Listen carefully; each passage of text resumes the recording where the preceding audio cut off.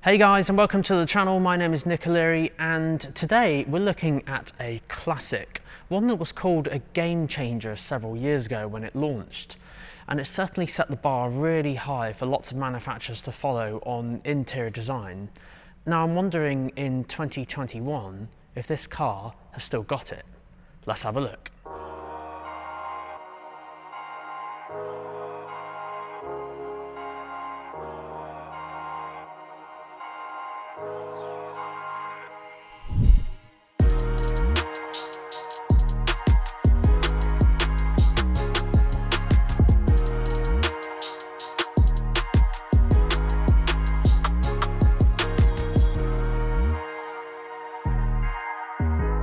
Now, when this shape A-Class launched back in summer 2018, it launched with this very new, sleek design, very aggressive looks on the front with these new headlights. And I get what people mean. I love these headlights, the way they're kind of angled and off that kind of reverse tick. It's really, really nice. And then on the front, it also houses that awesome grille, typically a diamond grille, but in this case, on this edition A-Class, you'll find a lot of things are all blacked out, almost a bit like the old night pack on the previous A-Class. Now, at the top of Mercedes-Benz's list is comfort and safety, but just like last week's video, efficiency and aerodynamics do also play an important part of car design. So take the A-Class, it was one of the first cars that had these kind of cutouts on the AMG Line variants when it launched. And basically as you drive down the road, all the air kind of flows through this little section here, past the car. So the coefficient drag factor was actually the best in any production car in the world. I say was. That title was just recently stolen by the Tesla Model S. It's electric. I think we'll let that one slide. Elon. Now, the A-Class is Mercedes-Benz's entry-level model. Now, I don't really like using the word entry because the technology in here, which we'll show you in a minute, really did supersede a lot of other models in the range when it launched back in 2018. But I will use the word entry as in its size. So it is the smallest car Mercedes-Benz makes. So if you're looking for a car that is nice and easy to park and get in and out of like car parking spaces, this is definitely your safest bet. However, one thing to keep an eye out for is the trim level. So in most manufacturers now you can choose the sportier trims or the standard trims. This is AMG Line, or one of the exclusive editions. So it's very, very close to AMG Line, but keep an eye out for things like SE Sport and AMG Line. Here you can see, if I show you SE first, this is the standard car. Move to Sport and you'll notice things like the front grille and the bumpers, the wheels will change. And then if you move to AMG Line, you'll notice it gets even sportier. It doesn't really affect anything else apart from the looks, but it's something to bear in mind if the looks on the outside are a very, very important factor. Now, before we take a look on the inside, I should also add that the A-Class is available in a saloon variant as well. So from the B pillar to the rear, that's where the differences are primarily. So on the hatchback, when you open the boot, the glass also goes up with the boot as well, whereas when you open the boot in a saloon, that bit is fixed. Apart from that, there's only a couple of other variations, and you can virtually get every engine in both, bar a couple of engines from the AMG range, but otherwise they're exactly the same. It's just your preference on the shape. On top of this, the CLA Coupe is also available, which looks even more identical to the A-Class saloon. And because of this, I actually made a video last year which shows you the differences. So have a look on the top right-hand corner of the screen now and click on that link if you wanted to know the difference between these two. Now back to the A-Class, so the boot is actually 29 litres bigger than the previous model, and part of the reason for this is actually the taillight design, believe it or not. So on the previous A-Class, the taillights kind of came out on the sides and did eat into the boot opening slightly, but now they've been redesigned, so now that almost goes down vertically straight either side, so it's easier to put things into the boot now. Now also the seats will fold as standard from a 40-20-40 split as well, so it just makes it even more practical when you put things in. Even the rear seats have been shaped in such a way that maximises legroom. However, as this is Mercedes-Benz's entry-level model, if you need more space, Pretty much all the other compact cars offer more space in the rear. The rear even features USB-C ports for charging your phone as well. Now the inside of the A-Class is by far the best bit. This awesome kind of ambience with the widescreen displays, the ambient lighting really does set the bar high. So I should just add that I am actually sat in an exclusive edition A-Class. There are only a few of them made, but as an option on executive and premium packages in the UK, those options on there are the things that give you the big screens. So do just bear that in mind. These widescreens are not standard. 7-inch screens are standard, but then you can upgrade to the 10.25-inch screens as an option. Personally, I think it's worth it, but there again, if you're after value for money, you still do get, you know, digital displays, which I think is really good. But if you do want the wide screens, do just bear that in mind. Now the A-Class does feature MBUX, which stands for Mercedes-Benz User Experience.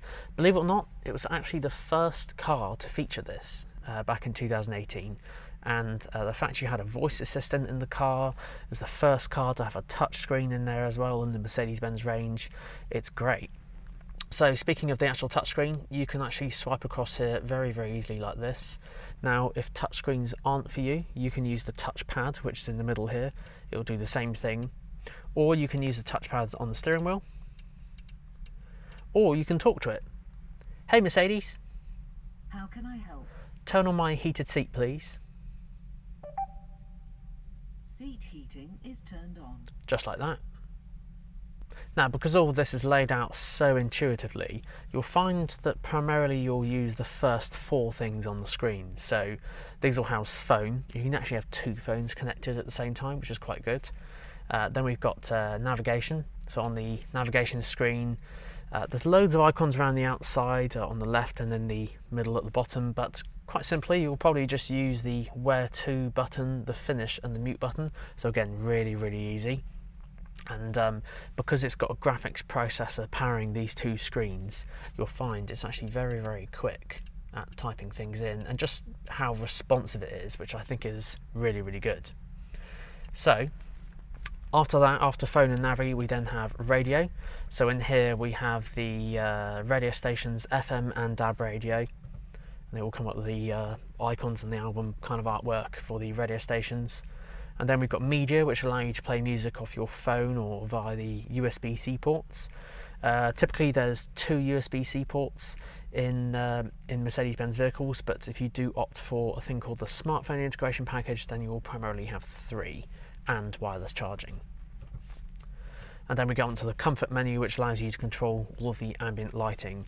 And so there's so many colours to choose from. You've got 64 single colours to choose from, but you can also mix them up as well. So you can have a bit of red and blue, or kind of green and yellow. There's loads to choose from.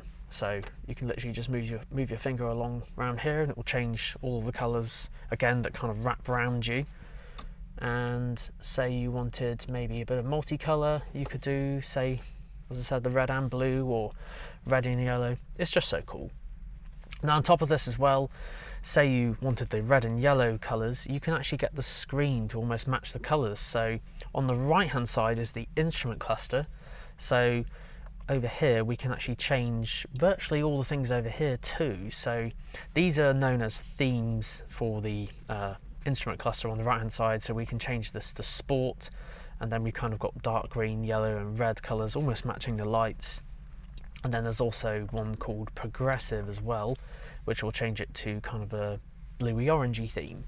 Now on top of this as well, you can even swipe this touchpad on the right here to move left and right and control virtually everything you see on the screen. So it's divided into 3 sections. So just to show you how creative you can be, you could have, say, your music playing on the left hand side. I could put maybe the sat nav in the middle, a bit like that, and say I'm really conscious about the MPG and things like that. You could put the current miles per gallon on the right hand side, but most importantly you will always have your speed somewhere on the screen, so primarily it'll be in the middle. Now if you have several people driving your car, for example, or several users, you can actually create up to 7 profiles each with their own settings. Say for example, I quite like this theme at the moment.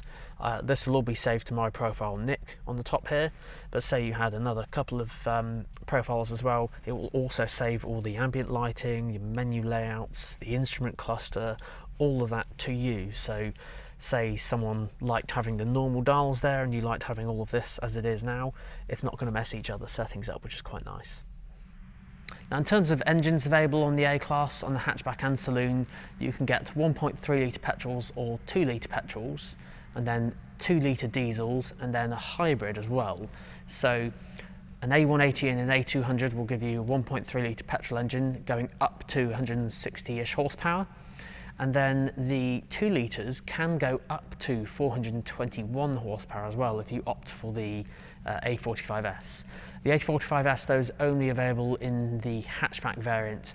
The fastest you can get in the saloon that you saw earlier is the 35. Now, if you wanted to go the eco-friendly route as well, you can opt for a plug-in hybrid, which features the same 1.3 litre petrol engine, but then you have an electric motor and a high-voltage lithium-ion battery, which can actually take you down the road up to 40-ish miles as well, which is quite good. So that's really good, considering you don't lose that much boot space as well.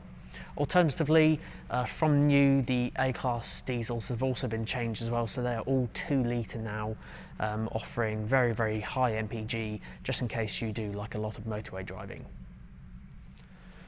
And there we go guys, that concludes this week's video on the A-Class hatchback and a very quick look at this saloon as well. Let me know what you guys think in the comment section down below. Thanks again for watching, don't forget that subscribe button. I try and upload a video every Friday where I can. We'll see you all next week.